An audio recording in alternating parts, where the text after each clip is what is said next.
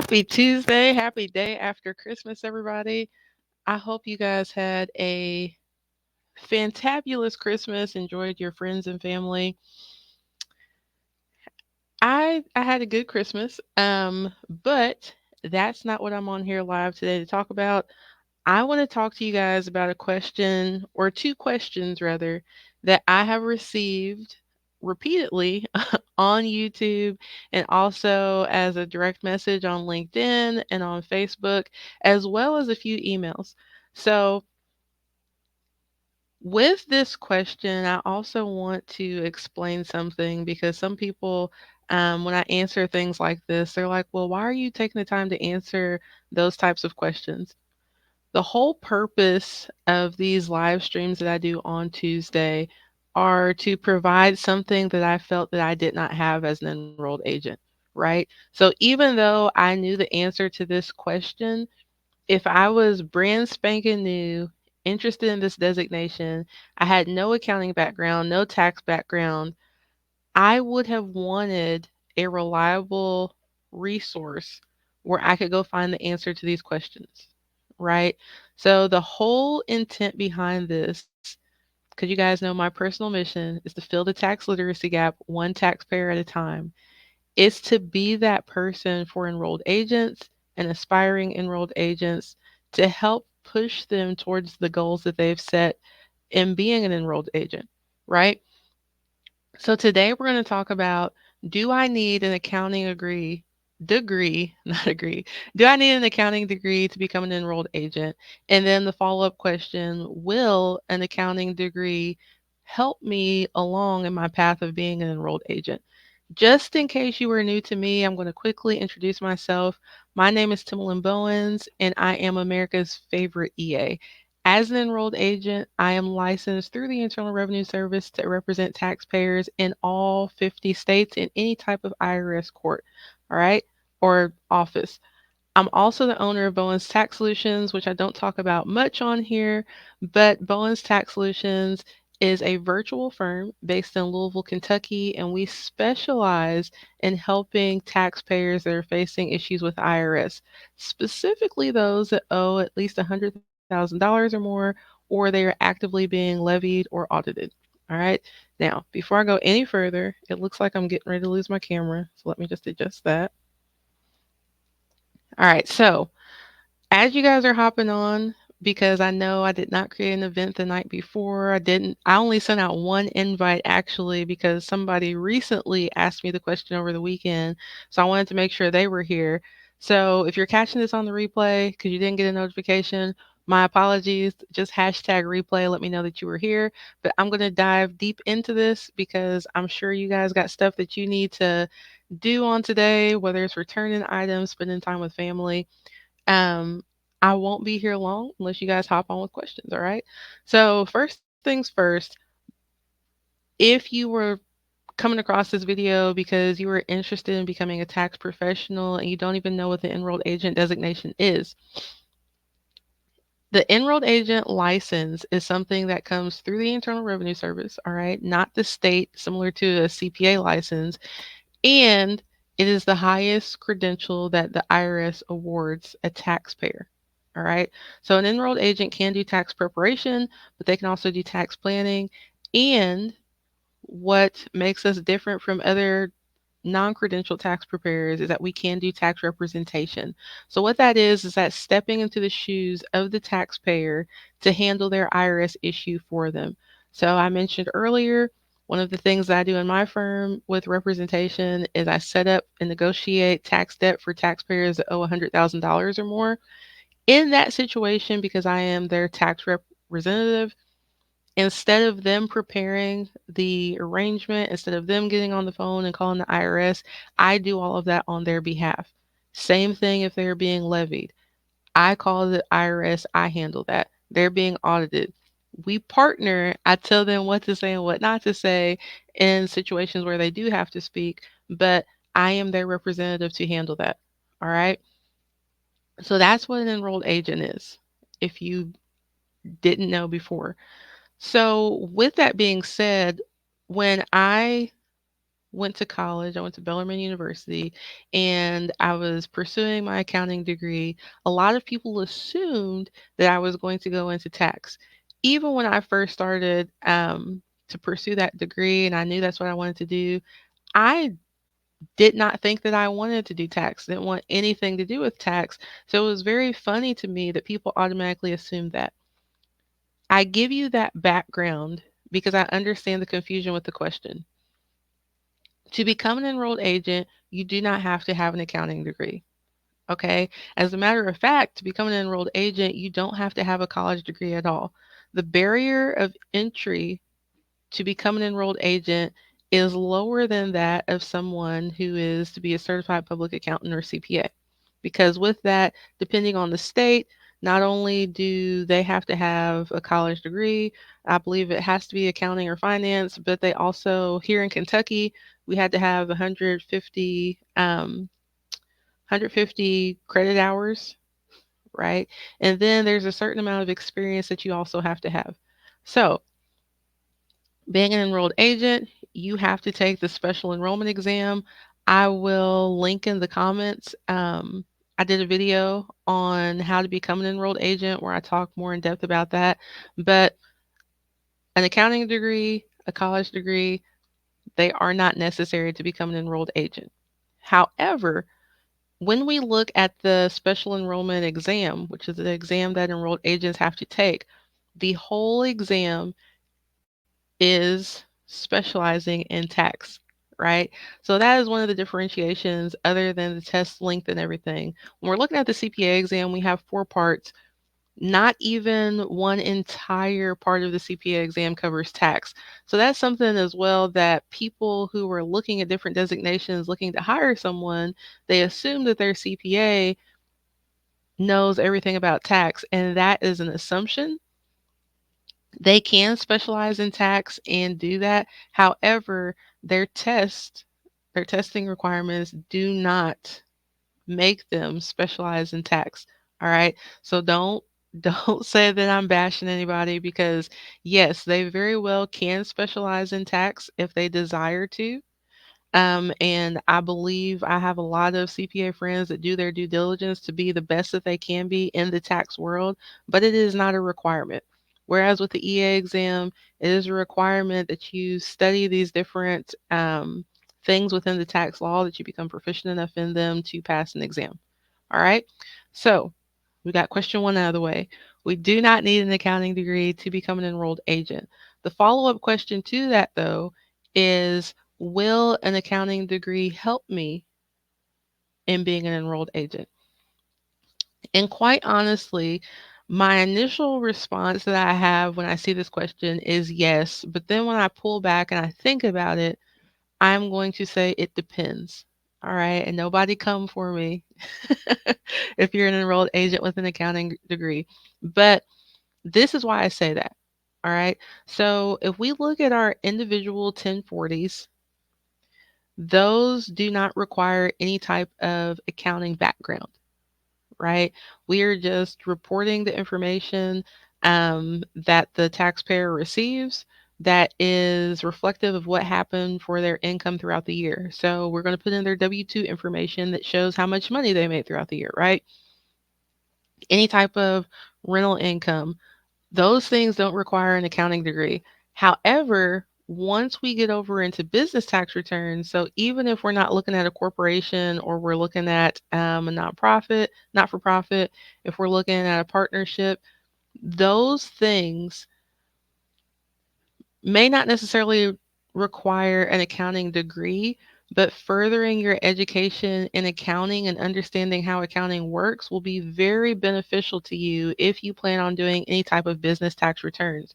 Or even if you plan on doing 1040s, but you have people that have rental income, or if they have a Schedule C, which is business income, right? Or a Schedule F or farm income.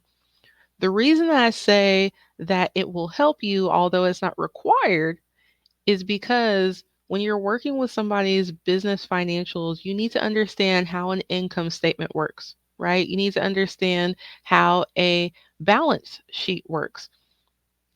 If you're not familiar with those terms, they are financial statements that show the income and expenses throughout the year. That is what your income statement is, also known as a profit and loss sheet, right? You need to understand how the balance sheet works because that's going to tell the story of the assets, the liabilities, which are going to be the different loans and things that the business owes, as well as the equity to show how much skin does this taxpayer actually have in the game. You need to understand how those work, not just for your own sake and to be able to help your client, to help them with planning and everything, but those things have to be reported on a business tax return, right? So if we're looking at a partnership or a corporation, we're looking at Schedule L. That is the balance sheet. You can completely jack up somebody's life if you don't know how a balance sheet works and you report the wrong information on there. All right. Then we have our Schedule M2. So we have the reconciliation of the capital accounts. Now, when I talk about capital on the tax return, that is going to show the equity that the different partners or shareholders, whatever type of return we're looking at, the owners, we're looking at their equity. We're looking at how much they have. We're looking at how much they've drawn out. If you don't have an accounting background, you are going to be more harmful than helpful because you don't know how to report that information and you don't know how to translate it for your clients. So, again, you can completely mess up somebody's life if you don't understand how these work. Now, for me personally, before I became an enrolled agent, I had already gone to college. I already had a degree in accounting. And not looking down on anybody, when I first stepped out on my own, so you all know I had the 3 seasons with Crow Horwath. They are a public accounting firm. You can still look them up now. When I stepped out on my own, I didn't understand some of the questions that I was receiving from fellow taxpayers that also had their own business that wanted to know different things about the balance sheet, or they would ask for help with a return and the balance sheet didn't balance. What I came to realize is that I was leaps and bounds ahead of these people in understanding how the tax return worked. One, because I did have a very good experience with the firm that I worked with, right? So I had that hands on experience, which I encourage everybody to do if they can, to work under somebody, to work through those mistakes and those learning curves, right? But in addition to that, I have an accounting degree, so I understood the language that was on the tax returns for businesses, even if it's something that I didn't get a lot of hands on experience with. So, in my personal opinion, getting an accounting degree, while not necessary, it most definitely will help you to be of more service to your clients. Now, do you have to go back and get a full 4-year degree? Absolutely not. Something that you could take into consideration is if you have a JUCO in your area, technical school, getting that accounting certificate. If you have with SBA or I don't know, somebody like me that likes to nerd out on accounting, right? There are different courses and classes that you can take that will help you get that basic accounting information. So, like I said, you'll have the opportunity to actually do business returns and know what you're doing, right? Because there's a huge learning curve there, but you can make sure that you're doing your due diligence to help your clients to the best of your ability if you do enhance your education and get that accounting knowledge. Again, enhancing your education does not necessarily mean getting a college degree. It means you go up and you read on accounting.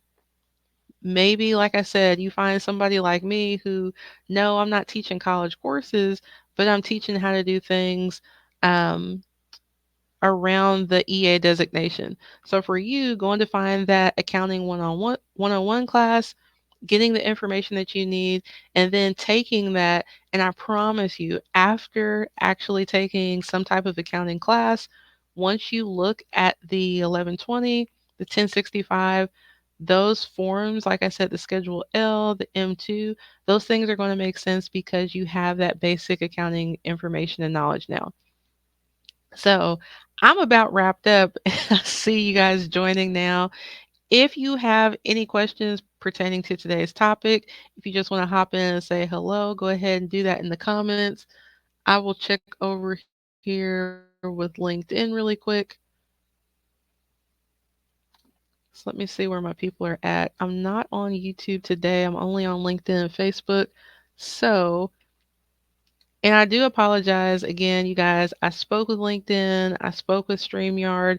They said they were going to fix whatever is going on right now. I haven't seen them fix it yet because I can see here I have a comment on LinkedIn, which I'm going to read here in a minute, but it's still not popping up on my main screen. So I apologize, LinkedIn. I am not ignoring you. I just forget to look at the other screen sometimes. So whoever my couple of people are on Facebook, if you don't have any questions, um, just drop down the comments and say no questions, say hey, Merry Christmas, whatever you want to say. Just let me know you're here. So I think it's Pavan. If I mispronounced that, I do apologize. He says, hello, Timlin. I appreciate you creating such a useful video. Could you please comment on the tax outsourcing industry? What requirements must a company meet in order to become a U.S. tax outsourcing provider? So, because that is something, um, you have to go back and look at my videos. This is something that I don't cover often because honestly, I'm not a huge advocate of it. I actually I actually did a video about 3, 4 weeks ago about how outsourcing tax preparation cost me $15,000. And honestly, it was one mistake that cost $15,000. When I go back and I look at the time that it took for me to go back and correct things that were done incorrectly, it definitely cost me more than $15,000. And unfortunately, it's probably going to cost me some more in the future. So I will say this. His question is specifically for becoming a US tax outsourcing provider. The person that I outsourced to was actually US based. Now, for some people, it works very well. I just had a bad experience and it did not work for me. But Pavan, I'm sorry, I can't answer your question just because I don't know what those requirements are. But I do have some people that I'm connected with here on LinkedIn that I know they um, they help partner people that are in the U.S. with overseas U.S. tax providers. So I can connect the two of you if that's something that you're interested in. But I don't know the answer to that question.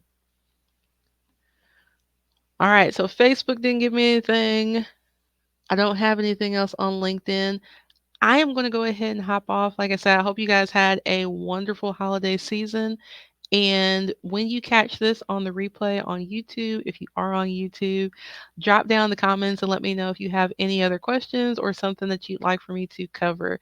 And this is the last video that we're going to have for this year. So I wish you all a happy new year.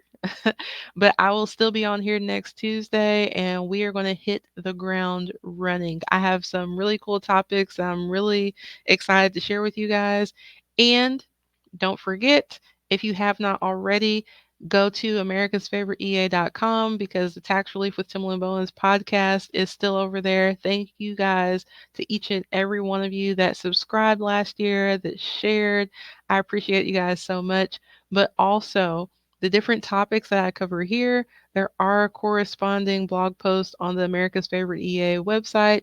And then there also is the Tax Pros Representation Journey, which is the private podcast and article subscription as well.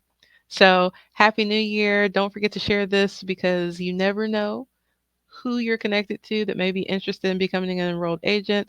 And I will talk to you guys next year.